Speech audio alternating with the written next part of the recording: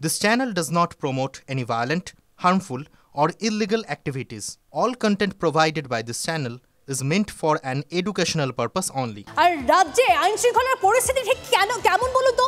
এই প্রশ্নটি শুরু করছে কারণ মালদার পর হাওড়ার দিকে নজর রাখতে হচ্ছে। সেখানে গুলিতে ঝাঁঝরা তৃণমূলের পঞ্চায়েত প্রধান, তৃণমূল নেতা দেবব্রত মণ্ডল ও তার সঙ্গীকে পর গুলি ঝাঁঝরা হয়ে গেছেন সেই ব্যক্তি।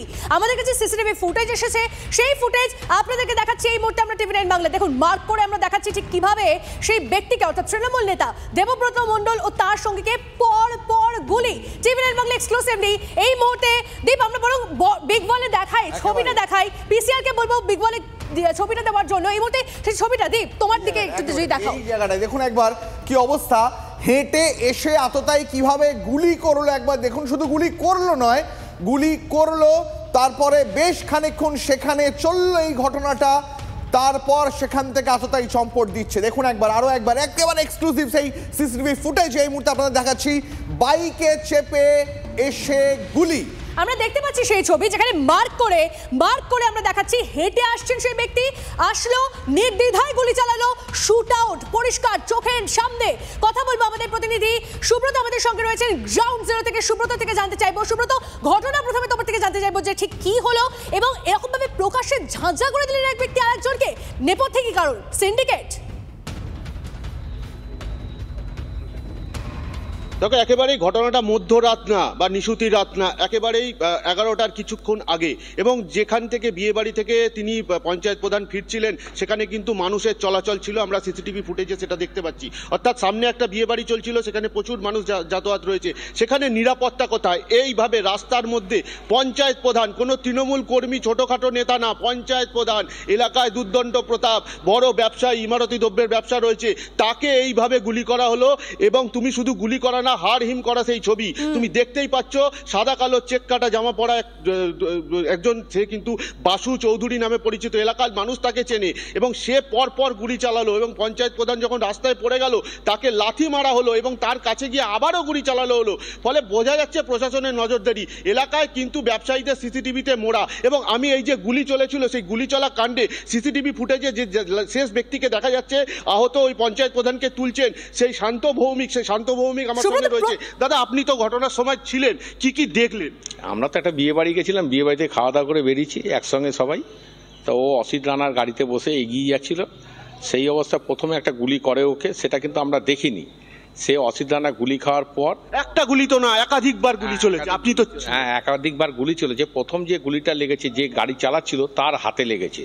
তার হাতে লাগতে বাবু মণ্ডল ওখানে ভয় নেমে যায় বা পড়ে যায়, যে কোনো একটা হয়েছে। এই যে গুলি চালিয়েছে বাসু বলে যার নাম উঠে আসছে, তাকে কি এই পঞ্চায়েত প্রধান চিনতো আগে থেকে? চেনে। তা গুলিটা খাওয়ার পর বাবু মণ্ডল ওখানে পড়ে যায়। তারপর বাবু মণ্ডলের সঙ্গে ওর খুব ধস্তাধস্তি হয়। এদের কি পুরনো কোনো শত্রুতা ছিল?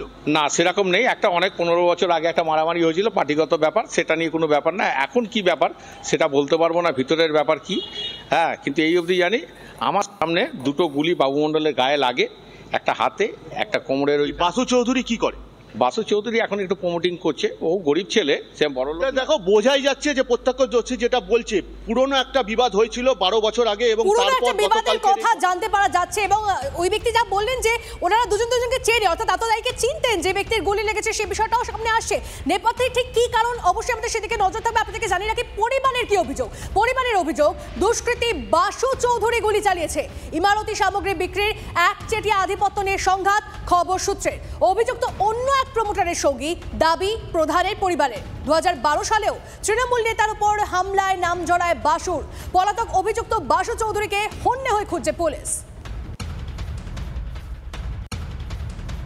বাসু চৌধুরী ও একটা ক্রিমিনাল, ও এইসবই করে, এরকম ধরনের মারদাঙ্গা করে বেড়ায়। Political criminal? না, পলিটিক্সের সঙ্গে ও যুক্ত না। নিশ্চয়ই কারোর মদত আছে, সেটা পুলিশ ইনভেস্টিগেশন করছে। আমরা বুঝতে পারছি না এখনো যে ও কেন ওইভাবে করলো বা কার মদত রয়েছে।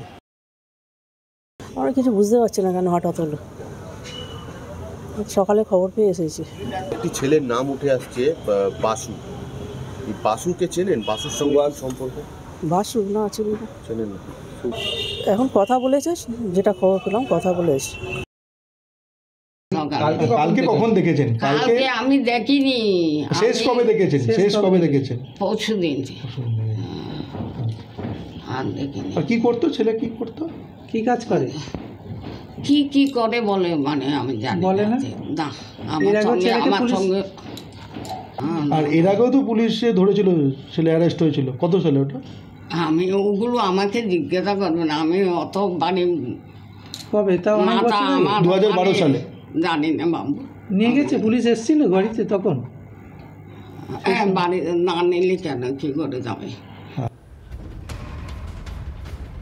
এই মুহূর্তে সরাসরি চলে যাবো আমাদের আরেক প্রতিনিধি সুশোভন আমাদের সঙ্গে রয়েছেন এই মুহূর্তে SSKM হাসপাতাল থেকে। সুশোভন, তোমার কাছে আমার খুব স্পেসিফিক প্রশ্ন, যে পঞ্চায়েত প্রধানকে এভাবে একেবারে প্রকাশ্য রাস্তায় গুলি করা হলো, একাধিকবার তাকে নিশানা করা হলো, এখন তিনি কেমন আছেন? দেখো, এই দেবব্রত মণ্ডল তার শারীরিক অবস্থা স্থিতিশীল হলেও এখনও পর্যন্ত উদ্বেগজনক। তার কারণ তার বাঁ কাঁধে এবং বাঁ কোমরে যে গুলি লেগেছে সেই গুলি এখনও বার করা যায়নি। চিকিৎসকরা এখন বেশ কিছু একেবারে টেস্ট করবেন, তারপর তারা সিদ্ধান্ত নেবেন যে সেই গুলি কখন কিভাবে বার করা যায় কি যায় না। এবং তার পাশাপাশি তোমাকে জানিয়ে রাখি যে অনুপম রানা, তিনি একটি বেসরকারি হাসপাতালে রয়েছেন, তার যে গুলি হাতে লেগেছিল তা গুলি বেরিয়ে গেছে। এখন যেটা চিন্তার, এই দীপঙ্কর মণ্ডল বা দেবব্রত মণ্ডল বা বাবু মণ্ডলের গুলি কিভাবে বেরোয় বা চিকিৎসকরা পরবর্তীতে কি সিদ্ধান্ত নেয়। দীপ, সুশোভন, নজর রাখো। এই মুহূর্তে হাওড়া সিটি পুলিশের কমিশনার প্রবীণ ত্রিপাঠী, তিনি কি জানিয়েছেন সেটা শোনাই একবার দর্শকদের। দেখুন, একটা ঘটনা ঘটেছে সাপুইপাড়ার গ্রাম প্রধান, ওনার উপরে একটা গুলি চলেছে। এখন উনি হসপিটালাইজ হয়েছেন, ওনার ট্রিটমেন্ট শুরু হয়েছে। এরপরে বাকি ইনভেস্টিগেশন করে যে যারা এর মধ্যে ইনভলভ আছে তাদের দুইজনের লেগেছে। একজনের এখানে নিচে লোয়ার অ্যাবডোমেনের দিকে লেগেছে, আর একটা কাঁধের গুলি লেগেছে, আর একটা লোকের হাতে লেগেছে। বাকি ডিটেলস পরে বলা হবে। এলাকায় গুলি চলেছে, সেই গুলিতে যখন তৃণমূল কংগ্রেসের পঞ্চায়েত প্রধান, এলাকার যারা বাসিন্দা সাধারণ মানুষ তারা কতটা আতঙ্কে, শুনুন। এটা তো আশ্চর্য, আমাদের এখানে শিক্ষিত জায়গা, বাচ্চা কাচ্চা আসছে, হ্যাঁ, গায়ে কাঁটা দেওয়ার মতো। 4 রাউন্ড গুলি করলো। হ্যাঁ, আপনারা আতঙ্কিত মানে গায়ে কাঁটা দিয়ে উঠছে দিনের মানে রাত্রিবেলা। আর এটা ভদ্র জায়গা, এখানটায় একদম লোকালিটি এলাকা। নেতাদের পেছনে শত্রুতা লেগেই আছে, এবার ওই পেছনে কিছু বলা যাবে না, কে শত্রু হয়েছে না আছে আমরা দেখে বসে নেই। কতটা আতঙ্কে রয়েছে আপনার দোকানের সামনে? এটা করা উচিত হয়নি, এটা যে করেছে এটা করা উচিত হয়নি, এটা করা উচিত হয়নি। কতটা ভয় আছে যে এরকম ভাবে গুলি চলছে? এখন তো সব মুরগির মতন লোককে মেরে দিচ্ছে। অভিযুক্তদের কড়া শাস্তির দাবি তুলেছেন তৃণমূল নেতা কল্যাণ ঘোষ। শোনাবো আপনাদের। যা শুনি যাই করি, পুলিশ তদন্ত করছে, পুলিশ তার ব্যবস্থা নেবে। না, এটা কি কোনোভাবে কোনো মানে অন্যরকম শত্রুতা বা কারোর? না, সেরকম কোনো ওর সঙ্গে কারোর শত্রুতা নেই, সেভাবে কোনো শত্রুতাও নেই। আর আমাদের দলের মধ্যে কোনো রকম গোষ্ঠীবাজিও নেই। অন্য রাজনৈতিক দলের কোনো? সেটা মেবি হতে পারে, সেটা পুলিশ তদন্ত করে বার করবে। দুষ্কৃতীরা মনে করছে এই সরকারটা তাদের সরকার, এবং সরকারের নেতারা বিভিন্ন সময় দুষ্কৃতীদের সার্টিফিকেট দিয়ে প্রমাণ করে দিচ্ছে যে সরকার তাদের পাশে আছে। দলের একটাই উদ্দেশ্য হচ্ছে বুথে লিড, এবং ঘোষিত দর্শন হচ্ছে জো জিতা ও সিকান্দার। বীরভূমের যে পুলিশ অফিসারকে অনুব্রত মণ্ডলকে দিয়ে মানে অশ্রাব্য গালিগালাজ করানো হয়েছিল, আজকে তাকে ট্রান্সফার করে দেওয়া হলো। কার্যত সেটা একটা পানিশমেন্ট পোস্টিং। তার অর্থ এটা বুঝিয়ে দেওয়া হলো যে অনুব্রত মণ্ডল যেটা করেছিল ওটা দলের কর্মসূচির মধ্যে পড়ে। তো এইটা যদি পরিস্থিতি হয় তাহলে এই ধরনের গুলি চলবে।